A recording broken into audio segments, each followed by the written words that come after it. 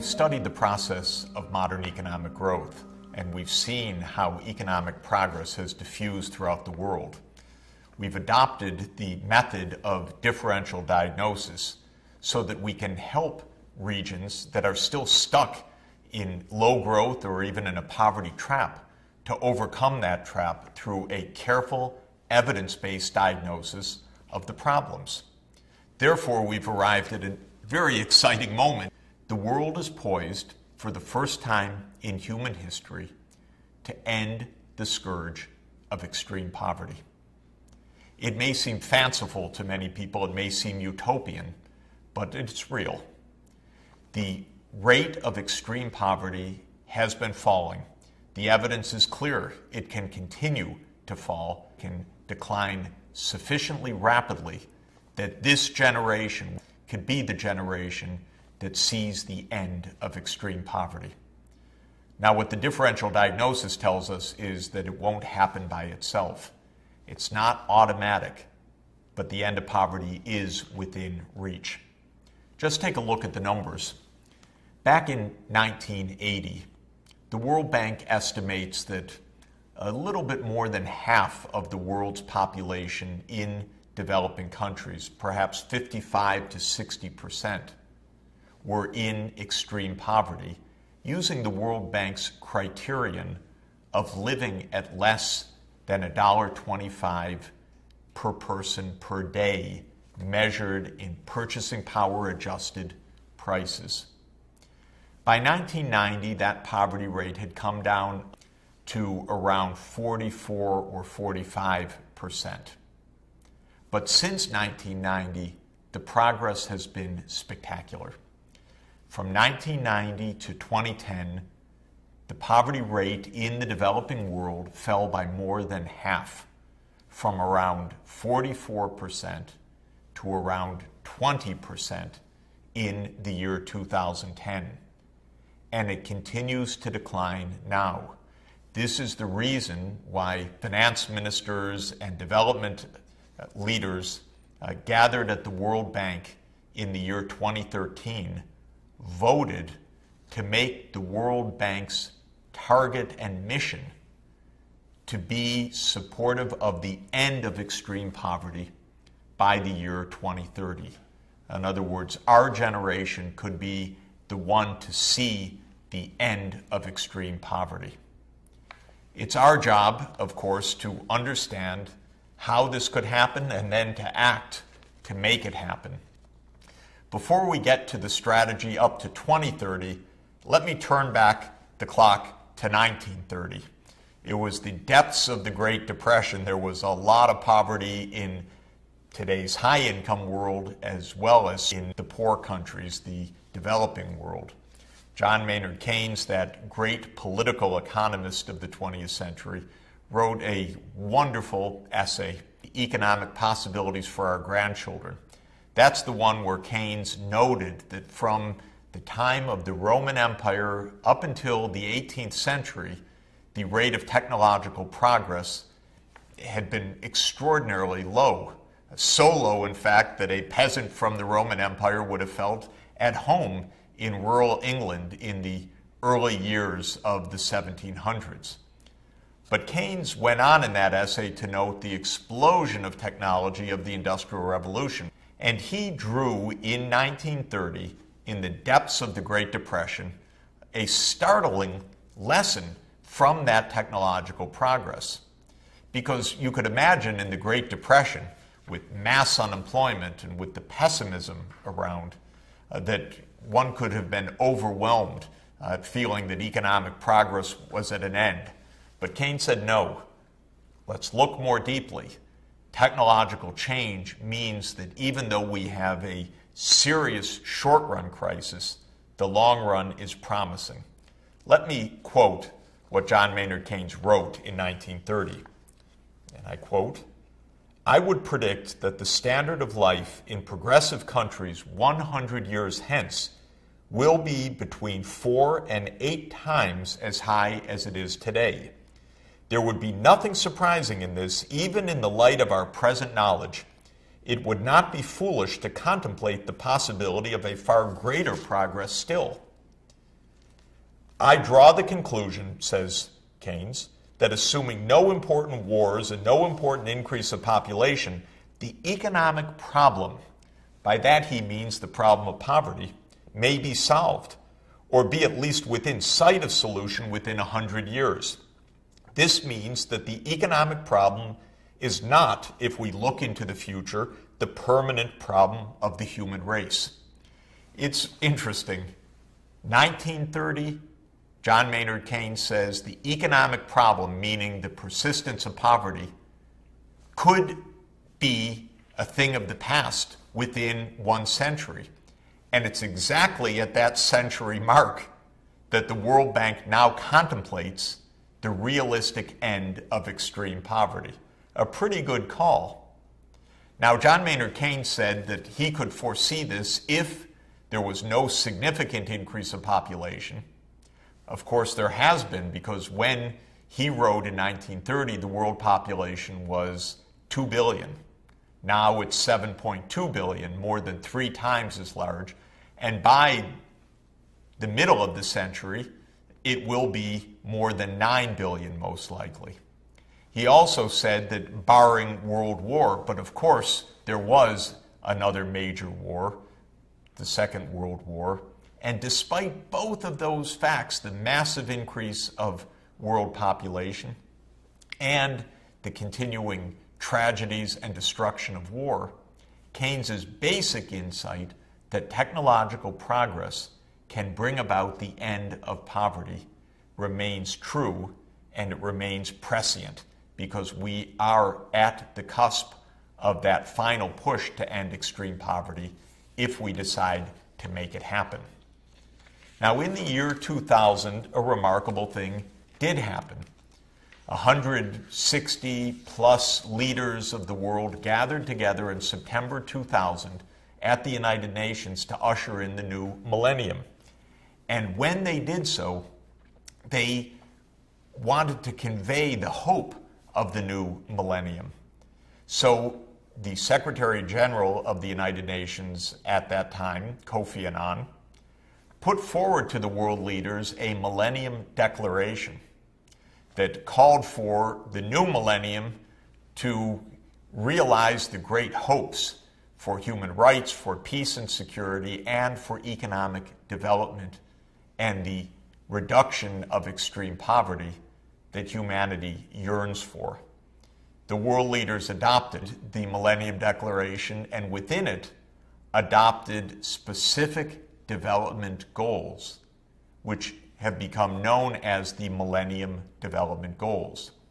8 ambitious goals to fight extreme poverty, adopted in September 2000, and to carry us to the end of 2015. And you are looking now at the schematic of these 8 Millennium Development Goals, drawn as a cartoon for each goal. But that by itself is a telling point, because these goals are not for high theorists. They're not for the textbooks. They're for all of us. They're for humanity to grasp, to promote, to urge our governments to take seriously, and for us to take seriously in our individual actions, in our roles in business or academia, or in our places of worship or workplaces, so that we can each contribute to the end of extreme poverty. Have a look at the 8 goals. Goal number 1 calls for eradicating extreme poverty and hunger.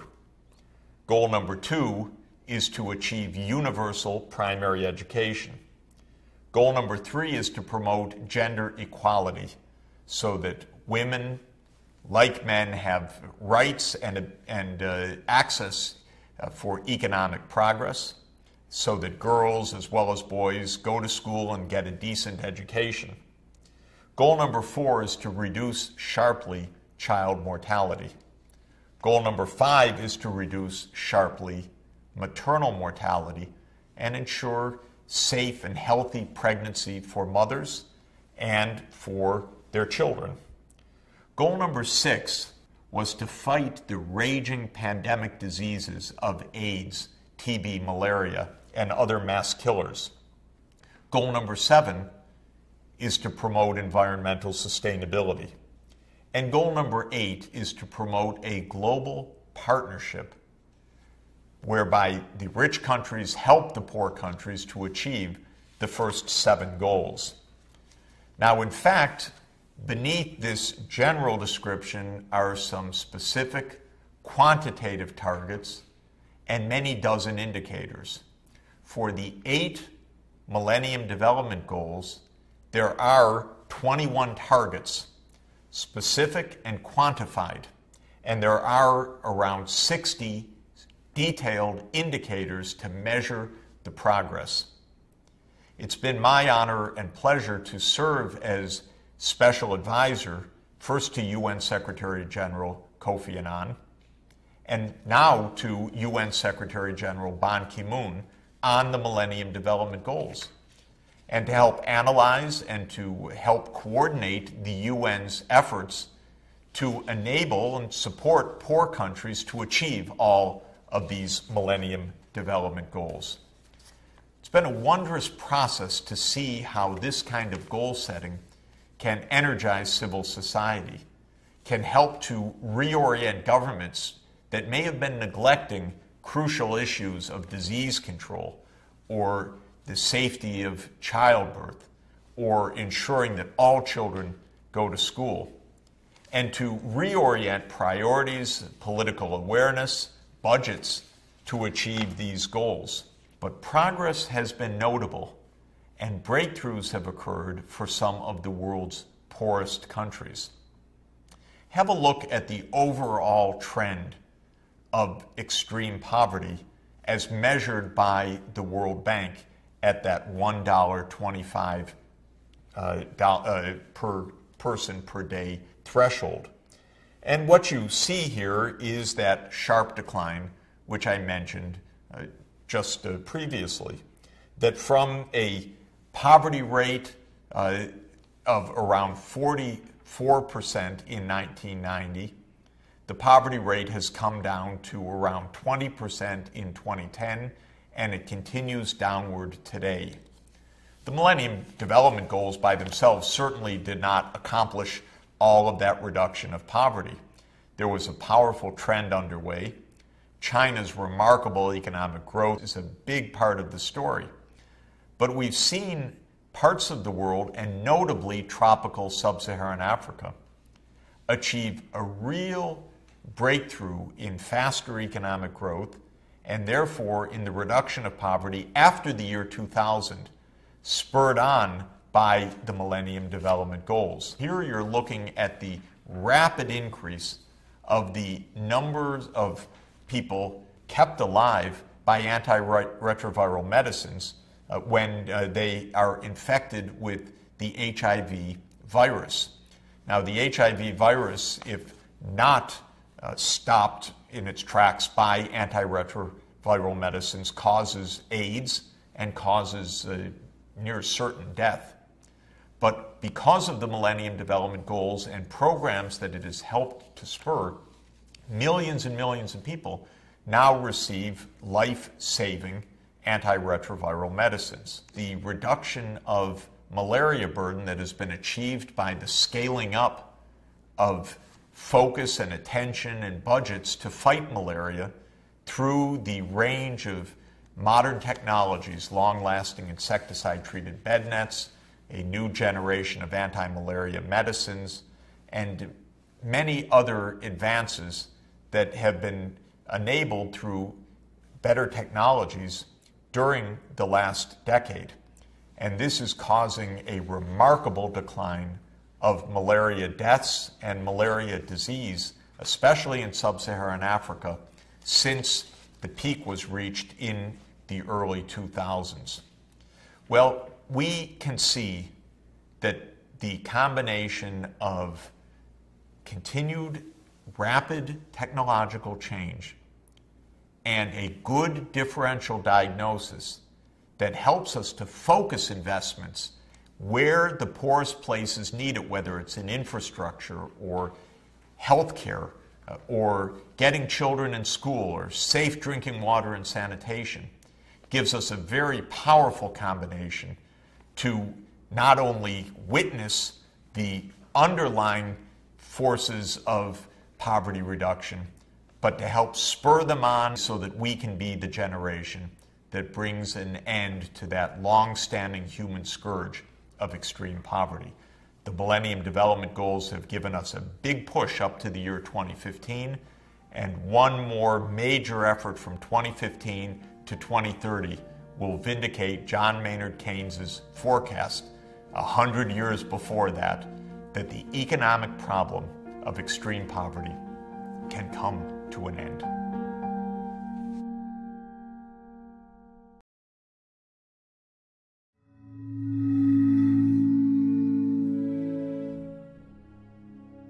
The end of extreme poverty is within reach. Where is that extreme poverty that remains on the planet? There are roughly 1.2 billion people living below the World Bank's poverty line of $1.25 per person per day. That number, thankfully, is down sharply from around 1.9 billion in 1990. And as a share of the population of the still growing developing countries, the poverty rate has fallen by more than half, to 20% or so in the year 2010. So where are those remaining areas of extreme poverty? The most poverty-stricken region of the world is tropical sub-Saharan Africa. Around 40% of the population of tropical sub-Saharan Africa remains below the poverty line, though fortunately that rate is declining now and has been declining since the start of the new millennium. The other place with remaining extreme poverty is South Asia, and there the poverty rate is estimated to be perhaps around 30% of the population. If you take the total numbers, there are around 400 million people living in extreme poverty in tropical sub-Saharan Africa. There are around 400 million people living in extreme poverty in South Asia. That's about 30% of the total in each case. Around 20% of the total population, around 250 million people, are still in extreme poverty in East Asia, though East Asia has seen the fastest decline of extreme poverty because of the rapid growth of China and neighboring countries. Around 10% of the total population of extreme poor, that is around 100 million people, are in North Africa and the Middle East. And the rest, which is around another 100 million, are scattered in the remaining regions of the developing world, for instance, in Latin America and the Caribbean. So we know, as we've noticed on many occasions, that the two big areas for breakthrough are sub-Saharan Africa and South Asia.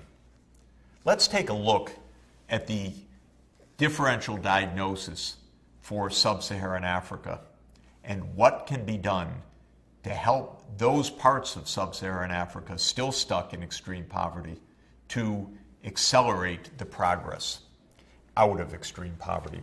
Have a look at the year-to-year growth rates of the whole world economy and of sub-Saharan Africa.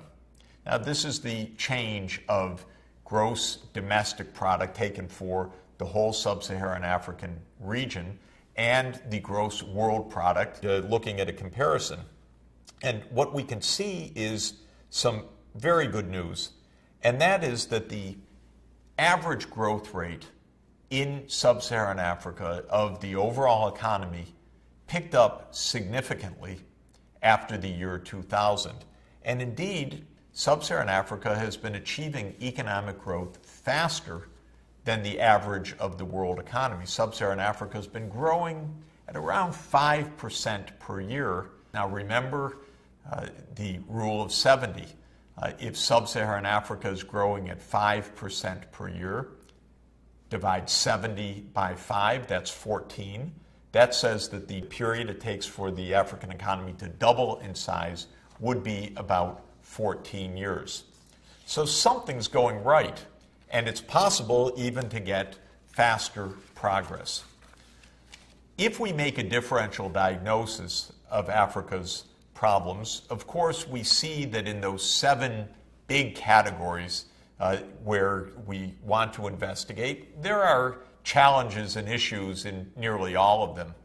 In the physical geography, we've seen the problems of disease and the number of landlocked countries and the distance of populations to the coast, which cry out for improved transport infrastructure, which cry out for improved public health, for example, to combat malaria, a geographically determined disease.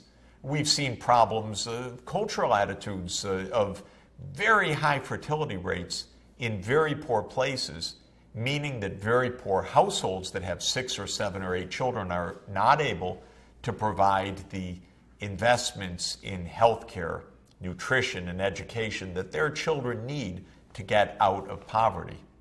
Of course, there have been many political failures and geopolitical failures as well. A lot of violence, many wars, though fortunately many of those wars have come to an end. So there are places that have been stuck in conflict that have a chance for development now that peace, if fragile, is present and providing a new foundation for economic development. I think it's fair to say that we would want to look at 4 categories of investment in Africa for that breakthrough. The first is in rural development, especially to spur agricultural development. The second is in the urban areas. Africa, throughout its history, has been predominantly rural, but it's fast urbanizing, and therefore productive, dynamic cities that can meet the needs of their populations is crucial. The third category, broadly, I would say, is the national infrastructure, the road network, the rail network, the power grids, the management at large scale of water resources. Because Africa historically has been bereft of the vital infrastructure that it needs for national or regional development. And the fourth big category that I would bid us to look at is demography. And that is the challenge of Africa's still very, very fast population growth. So let's take a look at some of that. Turn first to the challenge of agriculture. As you can see in this map, which shows, according to color, the productivity of agriculture measured as the amount of grain produced on each hectare of farmland, we see that Africa is among the low-yield parts of the world.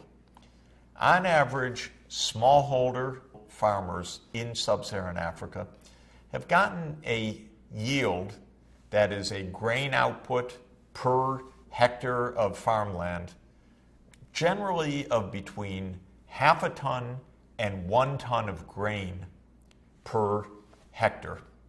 Now, this is not good in international comparative terms.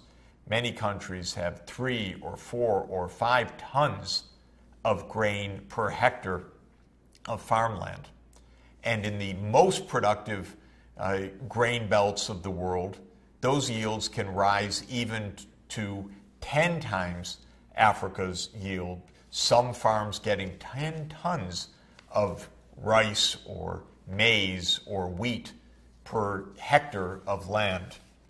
What's the cause of this? Well, African farming faces many obstacles. One is that the farmers traditionally have been too poor to be able to keep the soils filled with the nutrients needed, especially with the nitrogen, potassium, and phosphorus needed to have high yields of crops. If you don't feed your crops with decent nutrients, you don't get growth. And in Africa, the soils have been relatively bereft of the key nutrients that are needed for farmers to get a high yield.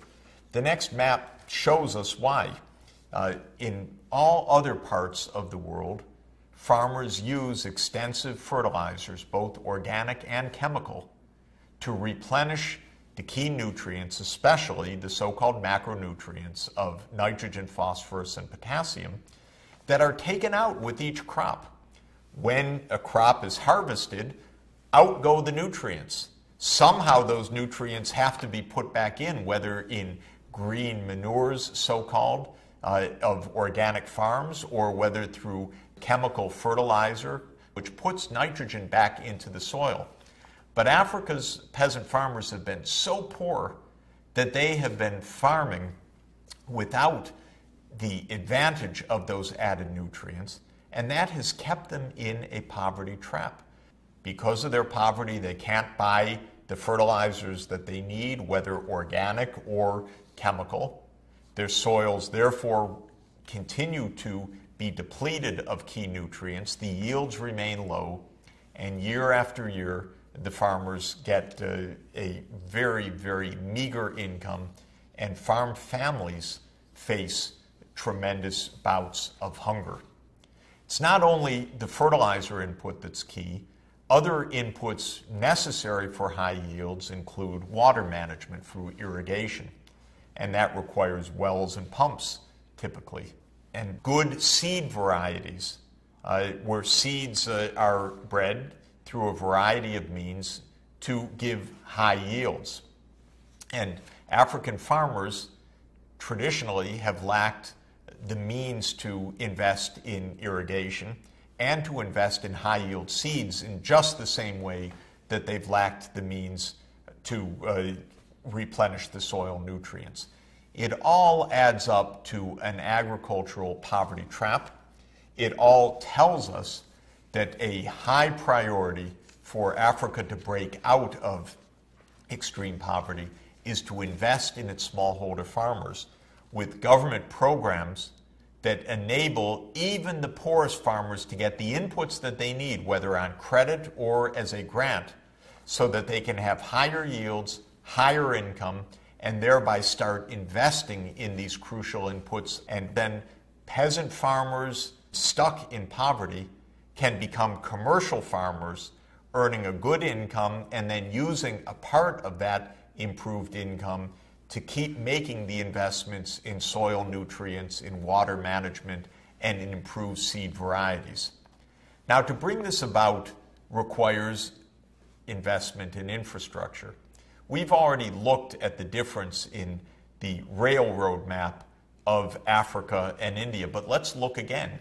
Remember that in India, the rail network was a complete grid created by British imperial rule, whereas in Africa, you just have small rail lines, not even connected with each other, typically running from a single diamond mine or a gold mine or maybe from a plantation area to a port. Well, that's a big problem even for agriculture, because farmers need to be able to buy fertilizer at low cost. They need to be able to market their grain output and other output at low transport cost. And if the transport network doesn't exist to bring the inputs to the farm and to bring the produce from the farm to the market, eats up a tremendous amount of the potential income.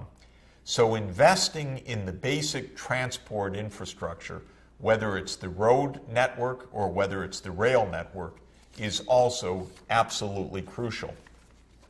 Other aspects of infrastructure are also especially important in the 21st century.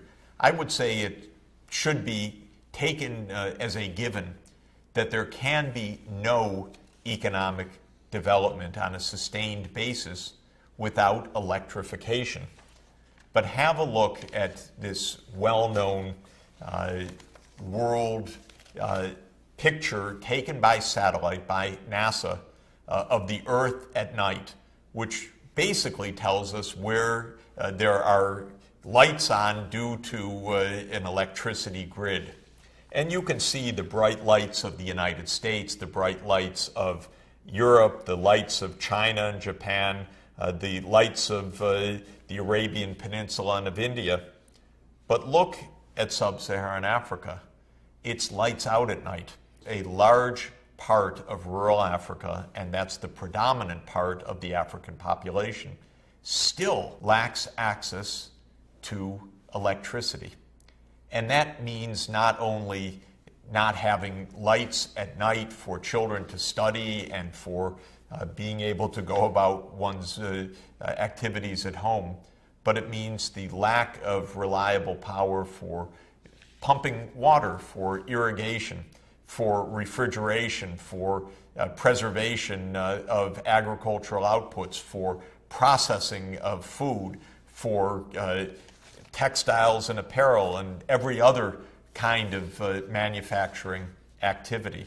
The absence of electrification has been a huge barrier and another aspect of Africa's poverty trap. Without electricity, productivity is very low. Poverty means the inability to invest in the electricity that could help lift the region out of poverty. That's the poverty trap once again, the vicious circle. It has to be broken either by Africa taking loans to invest in infrastructure such as electrification, or by receiving grants and development assistance that would enable Africa, through the help of richer countries and international organizations, to be able to undertake those investments even if they can't be afforded out of Africa's income itself. Now, in the 21st century, another aspect of infrastructure worth mentioning is information technology. And here there's good news, because these technologies are so powerful and the costs of bringing them in have come down so much that Africa now has massive access to mobile telephony, reaching even the most remote villages. It has several submarine cables of fiber optics surrounding the continent and bringing increasingly the internet and broadband connectivity to Africa. Like the rest of the world, Africa is now poised for a breakthrough by targeted investments in agricultural productivity, targeted investments in the core infrastructure of Africa's fast-growing cities, targeted investments in the national scale infrastructure such as the road and rail network or the fiber network. Africa can make a breakthrough that has eluded it throughout its history. But there is one final point that is key, and that is that Africa, like the other parts of the developing world, also needs that rapid voluntary reduction of fertility rates so that economic growth can keep ahead of a rapidly growing population. Back in 1950, Africa's population was only 180 million people in the sub-Saharan region. By now, that population has increased roughly 5 times to a population of around 900 million. On the current fertility estimates, Africa's population would continue to soar, so that by the end of the 21st century, Africa's population would be an astounding 3.8 billion people. This is too much for Africa's physical environment, for the water, and for the crop yields, especially in an era of climate change. It's too much for very poor families needing to invest in the health, the nutrition, and the education of their children. So in addition to the investments in agriculture, in health and education, in roads, in rail, in fiber optics, in electrification, Africa too needs to invest in the rapid voluntary reduction of fertility rates of today's poor households, making sure that family planning and modern contraception are available, making sure that young girls aren't forced to drop out of school because they lack the income to go on, but have the opportunity to go on to a full secondary education and a university education so that girls don't end up illiterate, married young, and starting on another cycle of poverty with 6 or 7 or 8 children. When Africa puts together that fourfold strategy of rural, urban, infrastructure, and demographic transformation, all within reach, Africa, like the rest of the world, will break free of the poverty trap, and by 2030, indeed can end extreme poverty.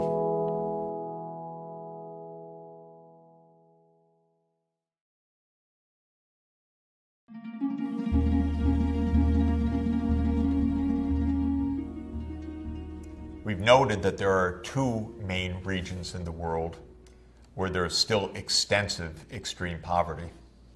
Sub-Saharan Africa, with investments in agriculture and health and infrastructure and a rapid reduction of fertility rates, can break free of extreme poverty. So too can the second region, South Asia.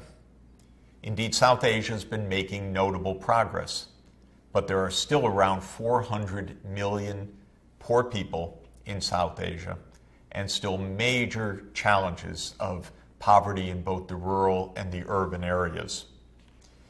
What distinguishes South Asia from other regions?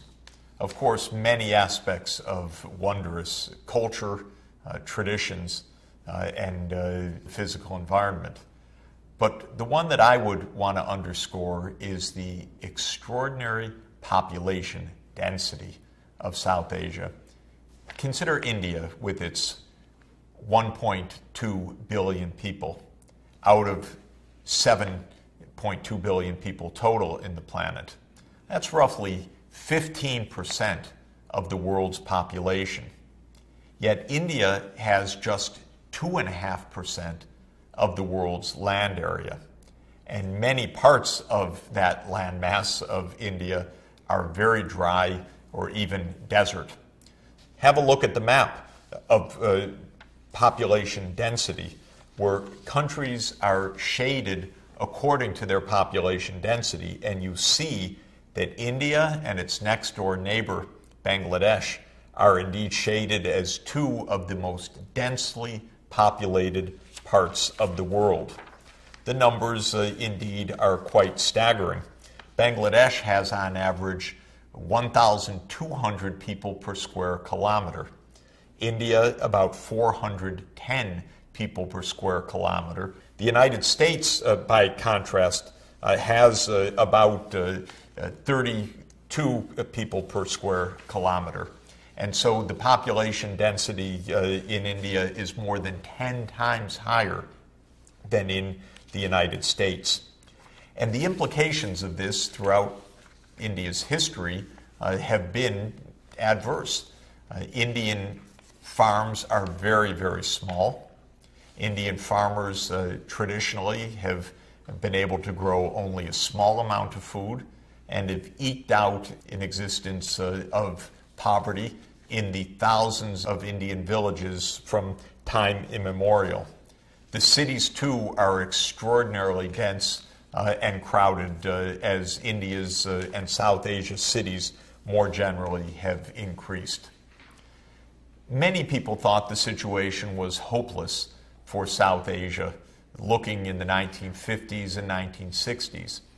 They said population is already so large and it continues to rise. India and its neighbors don't have a chance to feed itself. People forecast that there would be mass dying from mass starvation. Bangladesh, when it gained independence in the early 1970s, was notoriously called a basket case, absolutely hopeless. Now, thank goodness this has not proven to be the case. And indeed, India has been one of the best economic performers in recent years.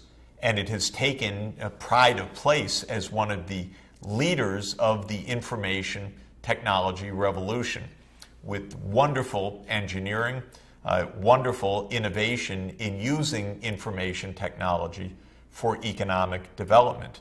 And through IT, it has become integrated into the whole world economy, often in cutting-edge industries using information technology with great programming and systems developed by India's engineers, some of the world's finest. How did this happen? How did India avoid the fate that was so widely predicted for it? Well, there we have to start, naturally, with agriculture, because once again, India was overwhelmingly a smallholder peasant society living in villages and living in poverty. It was a great breakthrough in technology that enabled India to begin this liftoff into sustained, rapid economic growth. And that breakthrough in technology has been given a famous name. That is the Green Revolution. The revolution in crop yields that really started in Mexico and India in the 1950s and then has spread to most of the developing countries, still to be enjoyed by sub-Saharan Africa. What is the Green Revolution? Well, the Green Revolution starts with the individual pictured here, a great hero of mine, Norman Borlaug, Nobel Peace Prize winner, who, as a highly skilled agronomist, a seed breeder, using his great ingenuity, developed high-yield seed varieties for wheat, working in Mexico in the 1940s and the 1950s. Norman Borlaug was invited to India in the early 1960s. His counterpart was another absolutely wondrous agronomist pictured here, another hero of mine, M.S. Swaminathan. The two of them took seeds that Norman Borlaug had developed for Mexican conditions and planted them in Indian soils and Indian conditions. First year didn't work out that well. They looked again, they decided on a different approach. The second year proved that, lo and behold, Mexico's varieties developed by Borlaug for Mexican conditions worked beautifully in the Indian conditions. And they decided from that point on that a green revolution for India could be within technological reach. To make it happen, they had to add a third to this great triumvirate.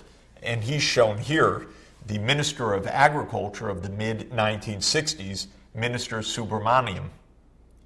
The idea was to multiply the Sonora, Mexico seeds that Norman Borlaug had developed and that M.S. Swaminathan had helped to prove would work in India, to combine them with fertilizer and irrigation and transport facilitation so that India could begin to experience a major takeoff of crop yields.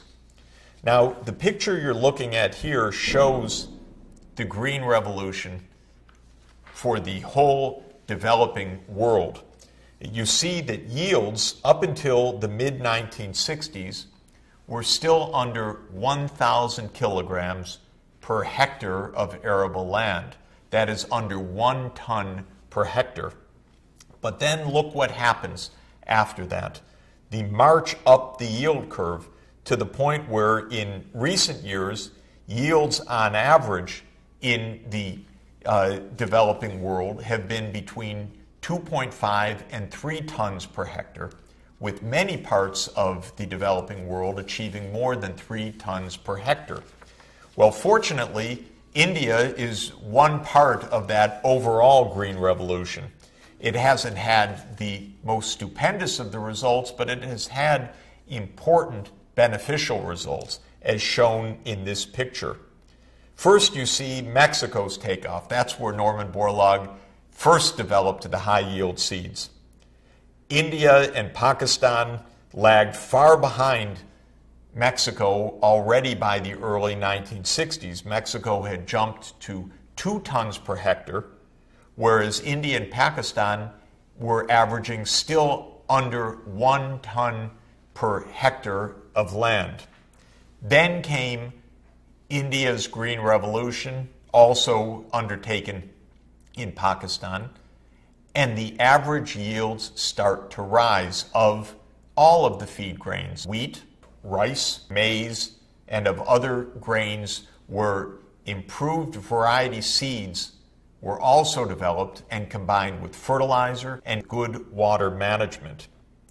While India and Pakistan did not catch up with Mexico, which went on to more than 4 tons per hectare planted, India and Pakistan have reached more than 2 tons per hectare, well over doubling the average yields of the pre-Green Revolution crops. This has been the key to India feeding itself, to defeating those pessimistic forecasts of mass hunger, and of helping to set off a process of more rapid economic growth. But there's a problem. The problem is that India's population growth remained rapid as well.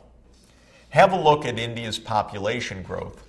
In 1950, India's population was about 400 million, a huge and already densely populated country.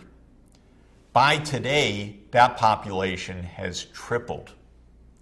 So while grain production has roughly increased 4-fold, population has tripled, not undoing all of the gains per person, but unfortunately undoing many of them. And measuring India's feed grain production per person shows what this has meant. Have a look at this graph, which shows the feed grains per capita from the beginning of the 1950s till close to today. The curve was rather significantly rising up until the mid-1970s. The spikes in the curve come from the fact that some years are good monsoon years and others are bad monsoon years. So some years are extra good yield and other years are crop failures and even disaster. But on average, the curve was rising up to the early 1980s. It's really then that the population increase started to bring the whole burden, because the increase of output per person essentially stopped. And from the early 1990s onward, India is now producing less feed grain per person than it did 20 years ago. This has created a new round of troubling hunger. So when one takes the combination of a green revolution that produced great results, but not as strong as in some other parts of the developing world, and then a still fast-growing population that continues to grow rapidly today, because the United Nations forecasts that today's population of 1.2 billion could still reach 1.6, even 1.7 billion Indians within a few decades. We have a problem that India's rapid development, while very real, is still burdened, held back by problems in the countryside. And we can see this by looking at one stark indicator, and that is childhood stunting. Childhood stunting is an indication of chronic undernutrition of young children. When young children don't get the nutrients they need, they don't achieve their potential height for age. And stunting signifies a significant reduction of height per age relative to the potential of a population. When you look at where stunting is in the world today, alas, it is in many parts of tropical Africa, and it is, alas, continuing throughout South Asia, and with India being the country with by far the largest number of children that are stunted. What's the conclusion? Well, one could talk about many wondrous aspects of India's development and its rapid growth in information technology and in areas of manufacturing, its leadership in global engineering, and India's real potential. It's also true to say, as M.S. Swaminathan has emphasized repeatedly in recent years, India needs a second green revolution. Not exactly like the first one, because this time it's going to have to be oriented not only towards more yields, but it's going to have to be oriented even more consciously towards protecting the natural environment. India is going to need to get more crop per drop of water, more efficient water use. It's going to need to get more output per input of fertilizer, because the extent of pollution caused by the runoff of nitrogen and phosphorus-based fertilizers has also become very large. India is going to have to focus on higher yields on the existing farmland, because further expansion of farmland means the elimination of remaining forest areas and encroachments on very endangered ecosystems. So India needs a second green revolution that's going to have to be science-based and dependent on very ecologically focused strategies to economize on water, on fertilizer, on land use, to get the maximum output per unit of input to ensure environmental sustainability. India and South Asia more generally also face the continuing challenge represented by MDG 3, and that is gender equality. In traditional society, women faced massive burdens, not allowed to be in the labor force, very subservient, not allowed to own or inherit property, not allowed to manage money often. And the burdens of gender inequality, of course, were passed traditionally from mother to daughter. One of the great breakthroughs, therefore, to note in India's and South Asia's recent advances is the continued empowerment of women and girls, gender equality, in the South Asian context. And one of the greatest ways that this has been accomplished started in next door Bangladesh, a country that was viewed as a hopeless basket case in the early 1970s, but pioneered one of the greatest grassroots directions to unlock the poverty trap. And that has been through women's groups of empowerment and microfinance. You know the famous non-governmental organizations that arose in Bangladesh.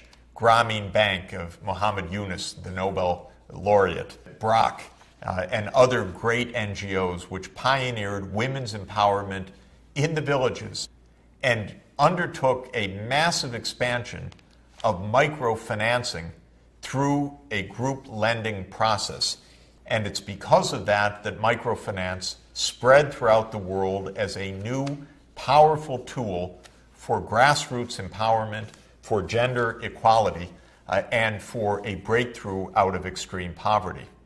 One of the notable features of these women's groups and the microfinance has been that by empowering young women in Bangladesh, it also gave these young women the sense and the incentive to reduce the fertility rate, to have fewer children.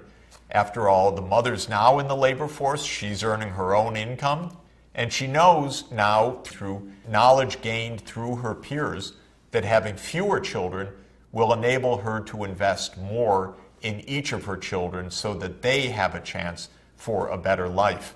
And when you look at the decline of the fertility rate in Bangladesh, it is wonderful good news. Back at the time of independence, Bangladesh's total fertility rate was around 7, meaning that on average, a woman would have 7 children.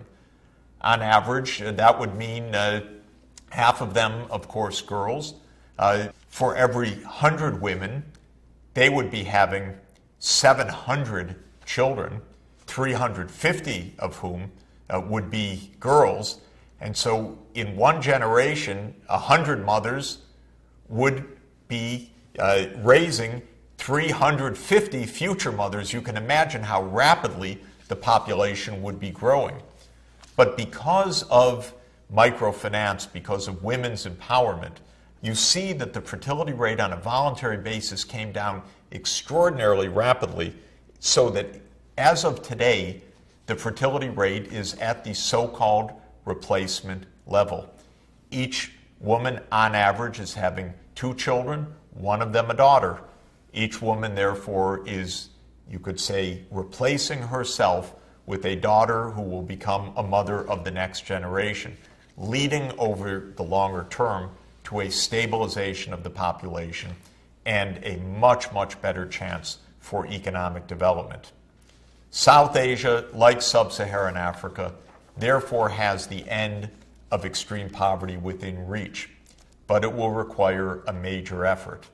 Another green revolution, focused investments in infrastructure, empowerment of women, and especially completing the demographic transition as well, so that India, like Bangladesh, reaches the replacement rate sooner rather than later, gives itself that added opportunity to combine its wondrous capabilities in services, in information technology, in industry, with a newly renovated, ecologically friendly agriculture, and with a society that is running on the full empowerment of its women alongside its men.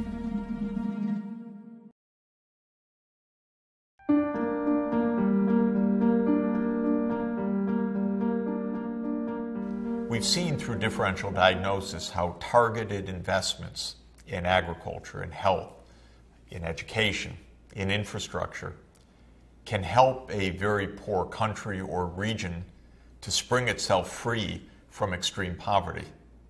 And once it's free from that trap of extreme poverty, then by virtue of a higher income and the saving that can go along with that higher income, it can begin to make investments on a self-sustaining basis. A big part of the poverty trap, however, is that when a country is impoverished, it can't afford the very investments, for instance, in electrification or in health and in education, that are the key to raising productivity to put that country onto a self-sustaining growth path. That, of course, is the poverty trap. How to break free of the poverty trap?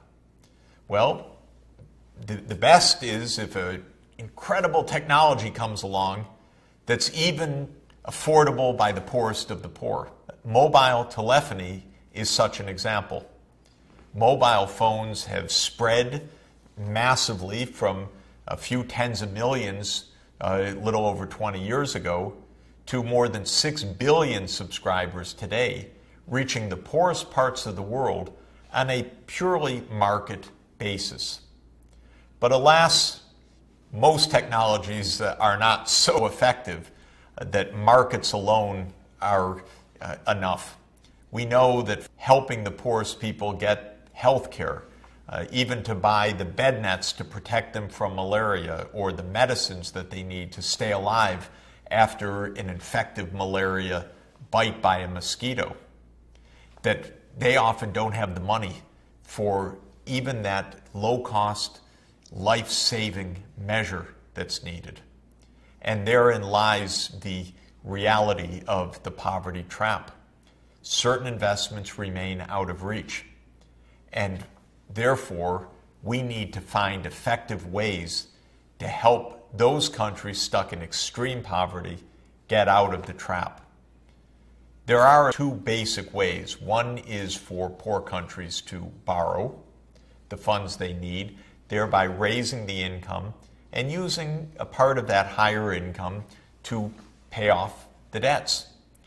Unfortunately, this is a somewhat unreliable process. Maybe the government borrows, but it's not able to collect the added tax revenues that it needs to service the debts. Of course, creditors understand that, and they don't lend to some of the world's poorest countries in the first place. Even international agencies like the International Monetary Fund have said to very poor countries, don't borrow so much, you could get into a debt crisis. The poor country governments say, yes, but what are we to do if we can't borrow, but we still need electricity, we still need clinics, we still need schools, and we can't afford them out of our own incomes? That is where the idea of temporary official development assistance, ODA in the jargon, should come in. The idea has been around now for more than 40 years on an officially agreed basis. It's been around in human experience for more than 60 years, really starting with the Marshall Plan funds of the United States to help rebuild Europe after World War II, that a temporary injection of funds, not as a loan, but as a grant to very poor places or maybe places destroyed by war, can jumpstart a process of self-sustaining growth. It's important to understand that nobody advocates or should advocate the use of aid or ODA, official development assistance, for the long term as a way of life. Advocates of aid, and I am very much one of them, believe that it is a temporary measure to give the help to a poor country so that it can make the crucial investments needed so that it can stand on its own and develop on its own. Indeed, we use a term, aid graduation, to say that aid isn't a permanent way of life, but that countries that receive aid, by virtue of the economic growth that it promotes, reach a level of income such that that country graduates from the need for aid and graduates from being in the category of an aid recipient. Roughly speaking, graduation occurs when a country passes from the low-income category to the middle-income category, somewhere around $1,000 or $1,200 per person per year. Now, ODA as a concept was adopted by the world community around 1970. There was a famous commission headed by then Prime Minister of Canada, Lester Pearson, a Nobel Peace Prize laureate, called Partners in Development, and it recommended a kind of partnership to enable the poor countries to get out of the poverty trap. And it said that rich countries should devote around 1% of their income to help poor countries in meeting basic needs and basic investments. And of that 1% of national income, 7/10 of that, or 0.7% of national income, should come through official channels, mainly government to government, or at least government to poor country, and the other 0.3% should come mainly through private contributions, corporate contributions or individual contributions or charitable organizations. So back in 1970 and 1971, the United Nations adopted a standard that the high-income countries, which became known as donor countries, should give through official channels 0.7% of their national income in the form of official development assistance. Consider the United States, for example, a $15 trillion economy each year. 0.7% of that is 0.7 of 150 billion, or $105 billion of official development assistance each year. That's the international standard. Alas, the United States isn't doing anything close to that because the official development assistance given by the United States is around $30 billion per year, not $105 billion. So rather than being 0.7% of the national income. It's closer to 0.2% of the national income, less than 1/3 of the international standard. Have a look at how countries are doing in their official development assistance. You can see on this graph that is ordered from the top being the smallest share of national income to the countries with the biggest bars at the bottom, that 5 countries among the donors reach at least the targeted threshold of 0.7. Some are up to 1% of their national income purely through official channels. Those 5 countries are Sweden, Norway, Denmark, Luxembourg, and Netherlands. And those 5 countries all for many, many years have honored the 0.7% of national income threshold. At the other end of the spectrum are countries that give quite low amounts. The United States is one of those because rather than 0.7, as I mentioned, it's closer to 0.2. And in many years, it's dropped even below 0.2% of national income. Now, the United States still gives a lot of money in an absolute level. You can see on the graph showing the total amount, not as a share of income, but the total aid. The United States is the world's largest donor country with $30 billion a year currently of development assistance. But as a share of the world's largest economy, that's a pretty modest amount, even though in absolute dollars, it's a large amount and it makes a big difference. What kind of spending does this money support? Official development assistance has to have the following categories. First, the money is going to poor countries. Once in a while, a rich country gives to another rich country, maybe for foreign policy or military reasons. That's not part of official development assistance. So first, the recipient country has to be eligible. Second, the money has to be provided by an official agency of the donor country, or by money that goes from an official agency to an international organization like the World Bank, which then gives the money to an eligible recipient country. Third, the money has to be used for economic development. It can't be used, for example, for military sales. It can't be used to support troops. It can't be used to support soccer games or cultural events, as nice as those are. Those aren't counted as official development assistance because the idea is that the ODA should be for D, that is for development. There's another important distinction to make because aid comes in many shapes and sizes and forms. If the aid is given as an emergency relief, for instance, food in the middle of a famine, it saves lives, it's humanitarian relief. Similarly, if it's emergency help after a massive flood or an earthquake, that's also counted as aid. But it won't do more typically than the crucial job of keeping people alive. It's only compensating for a terrible disaster.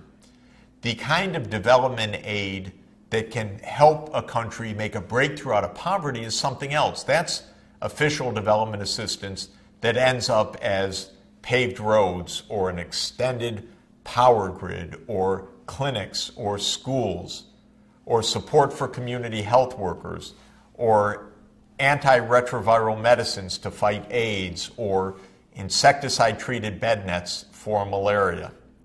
So looking at these two pictures, one kind of aid is for emergency relief, very valuable, but only compensating for disaster. And the other is aid as a real investment, in this case, in supporting a farmers' cooperative, a beekeepers' cooperative, to promote economic development. There's a lot of confusion about whether aid works or not, because not all aid is the same. If a donor agency, in a rather cynical way, says, we're going to give shoeboxes of cash to warlords because that'll be good for our war effort or our foreign policy, or we're going to give money to such and such government, we know it's corrupt, but we, for whatever reason, want to support that dictator, well, that can get counted as aid, but it's not going to do anything for economic development. The kind of development assistance that works is development assistance that is truly, professionally transferred to real investments in critical areas, such as disease control, such as schools and teachers and school materials, such as infrastructure like roads or rail system, such as safe drinking water and sanitation. When that kind of aid is given, the evidence is very strong. Development assistance works. It promotes long-term economic development. Make no mistake about it, aid can be wasted, but aid can be crucial to meet human needs, to help countries achieve the Millennium Development Goals, and beyond that, to help countries escape from the poverty trap and get onto a trajectory to end extreme poverty. During the MDG period, my favorite kind of aid has been aid directed at public health needs. And as this graph shows, which measures the total development aid over the period 1990 to 2010, there was a major increase of development assistance, especially after the year 2000. And that increased assistance has played a huge role in helping to control AIDS, malaria, tuberculosis, and helping to ensure that mothers are safe in childbirth, that newborns are kept alive and have a chance to thrive, that children can get nutritional benefits and can be protected against scourges that otherwise would claim their lives or claim their potential. And we have seen the big breakthroughs that have come, the decreases in mortality rates from killer diseases, the declines of the infant and child mortality rates, especially after 2000, when those reduced mortality rates really showed the huge benefits of these kind of targeted investments. Official development assistance, in other words, can make a huge difference when it's operated for development and on a professional basis. It can be the difference of success or failure in breaking free of the poverty trap. It comes at very low cost, by definition under 1% of the gross domestic product. The world, the rich world, should make that effort, should make that investment, so that we can be the generation that ends extreme poverty.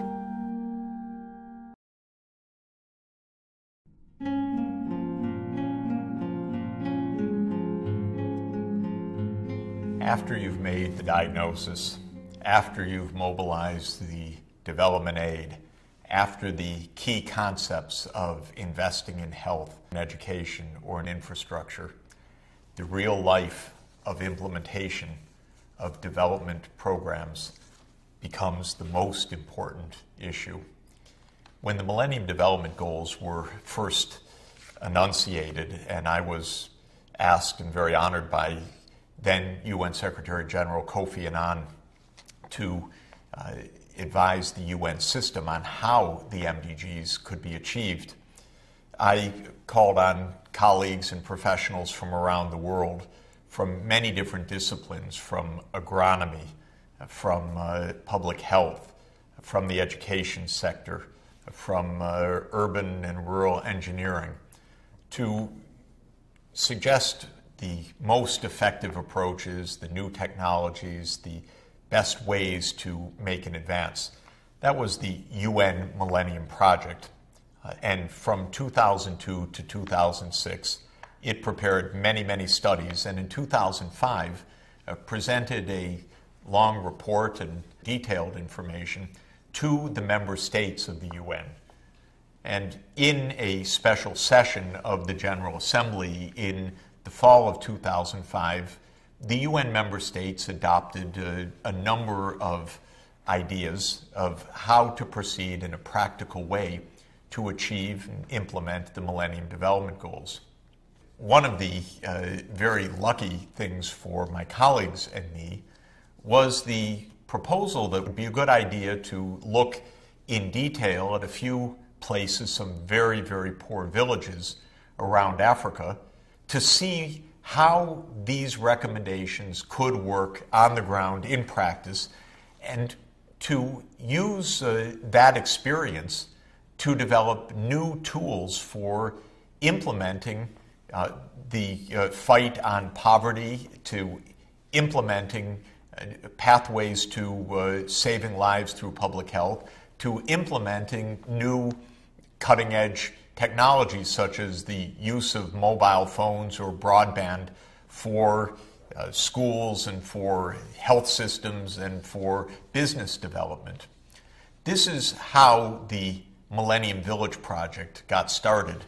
If you look on this map of Africa, it shows you where the Millennium Villages are located, with each of the main village clusters shown on the map. But it also shows you Africa in a bright colored depiction that you haven't seen before, most likely, because these colors on this map are not of the countries or even of the features of mountains and lakes and so forth as a standard, but rather is a division of Africa into different kinds of farm systems. So the yellow areas along the east coast of Africa, the category shown in Kenya and in Tanzania, Malawi, and other places down the east coast of Africa, is the maize production region of sub-Saharan Africa. Or if you look in the Horn of Africa up in northern Ethiopia, where the village of Koraro is located, you see a highland area. In fact, in northern Ethiopia, the main staple crop is something basically not known in the rest of the world, a grain called teff, which provides a wonderful bread traditional in the Ethiopian diet. But it's a distinct ecological zone because it is a highland zone. Or if you look across the brown shaded areas where you see cereal crops mainly planted in very dry regions, or the area just above that known as the Sahel of Africa, and a zone that from a farm system point of view is called agro-silvo-pastoral. So there's some bit of crops, there's some tree crops grown, and there's pastoralism, the goats and the sheep, the camels that are herded in the very dry areas. Well, we wanted to see how the Millennium Development Goals could be approached in each of these distinct agroecological zones, because each one poses specific challenges. How to grow crops that are different, how to manage livestock, particularly important in the pastoral regions. The disease burdens are quite different as the climate varies. In the highlands, maybe malaria isn't so much of a problem, but in the tropical lowlands, malaria can be holo-endemic, infecting just about everybody unless it's brought under control. And so the Millennium Village Project identified 10 very poor places with the help of the host governments. Each of these places was, at the beginning of this project in 2005, a so-called hunger hotspot. That meant that there was a chronic undernourishment of at least 20% of the population, and in many cases much more. In other words, not only were the villages in poor countries, but they were in the very poor parts of the poor countries. The idea was to apply the Millennium Development Goals as the guiding principle. The core of the project was a holistic approach. Remember that there are 8 MDGs. Now, applying the MDGs, therefore, means to design programs that aim to achieve all of those goals, not just a health project or an education project, but to achieve all 8 of the Millennium Development Goals. There are 2 big reasons for that. One is that each of the 8 goals is meritorious in its own right. Of course, fighting hunger isn't the end if there's big disease burden, or fighting disease and hunger isn't the end if children are not yet going to school, and so forth. Each of the 8 goals is important in and of its own right. But the goals also are synergistic, helping to provide safe water in a community can not only rid the community of a big part of the disease burden, but can help the children be healthy enough to go to school, and so to help meet the school objective. Fighting malaria, similarly, is not only protecting the lives of the community, but helping to protect the productivity of the community so that people are not sick when it's planting or harvest time, or the children are not so sick that they don't get to school. So not only do we want to achieve the 8 Millennium Goals because they're each important, but by targeting each of them, we actually help to achieve even the others as well.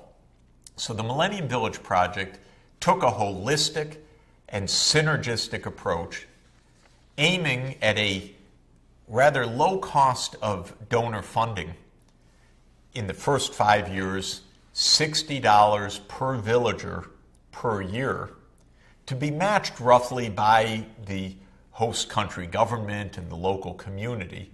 So a total on the order of about $120 per villager per year to face the whole range of challenges: higher productivity agriculture, making sure that children have classrooms, teachers, school supplies for effective primary education, making sure that vaccines and bed nets protect the children from malaria to reduce the burden of childhood disease and to reduce sharply the death rates among young children, ensuring emergency obstetrical care for mothers so that childbirth is safe, and even when an emergency occurs, the mother doesn't die of hemorrhaging or obstructed labor, which kills so many mothers if there is no emergency care available. And using new, clever ways to meet environmental goals of proper sanitation, safe drinking water, protection of the local environment. It really is the idea of the differential diagnosis, but not applied to one specific challenge, but rather applied across the range of the goals so that all of the goals can be achieved and so that all of the synergies can be harnessed for success. The project is now in its 8th year, and what we have seen is that even in the very poorest places, it's possible to help mobilize a very active community, because across the world, mothers and fathers want to ensure the health of their children. They want to ensure, of course, the survival of mothers in pregnancy and in childbirth. They want to reduce disease burdens. So by harnessing the energies of communities with a little bit of help, with best practices, with new kinds of information systems, tremendous things can be achieved. Have a look at some of the range of activities taking place in the Millennium Villages. In Potou, Senegal, a huge expansion of onion production to serve the national market has helped farm families to raise incomes and to raise living standards, to invest in the quality of their housing, for the community to invest in improved health and education, and to upgrade agriculture more generally by introducing irrigation and introducing other parts of a high productivity agricultural system. In Rwanda, with the partnership of government, a village area that was bereft of just about everything, and a place that had been a gathering point after the Rwanda genocide, where refugees from all over the country came and gathered, but meaning it wasn't a tight-knit community at the beginning, was able to get power into the community, electricity, a new road connection, new investments in health and in education, and a tremendous takeoff of business activity. In Sauri, Kenya, the very first of the Millennium Villages, you see the children on their way to school, and a big step up of school programs, including school meal programs throughout the whole community. In Mbola, in Tanzania, you see a new improved water source for safer water supplies for the community. We've seen that range of activities is feasible. It was once thought that a poor community might be able to do one or two kinds of things. This is an old-fashioned and poorly thought-out idea. Communities necessarily live holistic lives. They earn livelihoods, or they struggle to do so. They want their children in school. They need health care, both to prevent and to treat illnesses. Every community needs to have water, but if the water's safe, the community stays healthy. And so the idea that communities can improve systems across the board has proven to be a viable and a correct assumption, every day demonstrated within the Millennium Villages. And gender equality has manifested itself by women's leadership throughout the villages, and by new business development that women have taken on and that have greatly empowered them, given them their own source of income, and a tremendous amount of pride. Here you're looking at the Rwanda Women's Cooperative in Mayanji, the Millennium Village in Rwanda, where the women are producing wonderful artisanal goods of weaving and knitting. These goods have been featured in American stores. They're being marketed online, and the women are as proud as can be, and their incomes and stability, ability to care for their children has absolutely soared. One of the most exciting developments in the Millennium Villages has been the development of the community-based health care, and within that, the role of community health workers. A community health worker is a young person, very often a young woman from the community, maybe with 10 to 12 years of schooling in total, certainly no medical degree or no nursing degree, but with a bit of training over a few months, a local village worker carrying a backpack with the right kinds of medical supplies can absolutely transform, improve the health of the community, save lives, and help the community to get on its feet. One of the things that a community health worker carries is the combination of goods needed to fight malaria. In the backpack of a community health worker typically will be three things. First, a rapid diagnostic test, which can diagnose malaria without the need for a microscope and a laboratory at a clinic. Second is a medicine carried in the backpack, available right in the community. Again, the mother doesn't have to carry a very sick and feverish child, febrile child, to a clinic, but rather the community health worker can treat the child at home and very effectively. And third, in the backpack is a mobile phone, which changes everything. If you have to call an ambulance, it's possible now. If you have to call the clinic for advice from the nurse that's on duty or the doctor that's on duty, it's possible.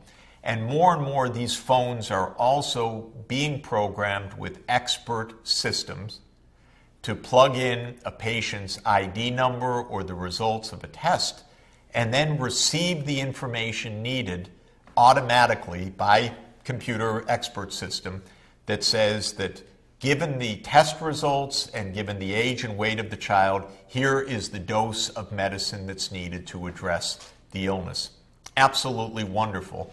And just the beginning of what will be tremendous new IT-enabled public health applications that I believe will provide a kind of leapfrogging to improved health in the communities. I'm happy to say that the Millennium Villages have been an inspiration for many of the host governments to scale up large national programs in malaria control or AIDS treatment, or help for smallholder farmers, or electrification with off-grid solar-based systems, and many other innovations that have been tested or demonstrated or pioneered in the Millennium Village.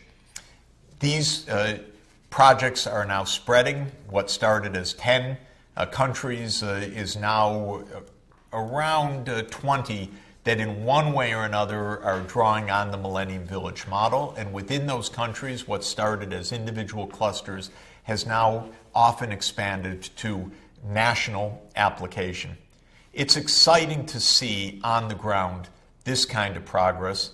It's especially thrilling to see what is now possible through improved technologies to make working systems at very low costs for better health, for better education, for access to infrastructure, because we know that if those systems can work effectively, they can be the key to breaking the poverty trap and enabling very poor communities to get on a path of self-sustaining economic development.